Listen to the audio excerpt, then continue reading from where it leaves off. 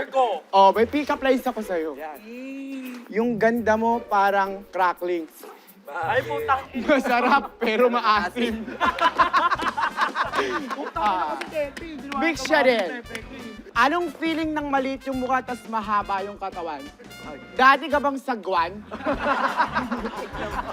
A good read shouldn't make you feel offended. It should make you want to laugh at yourself. And that got me. Si Benj. Alam ko, paborito mong pagkain, footlong. Paborito mong kanta, footloose.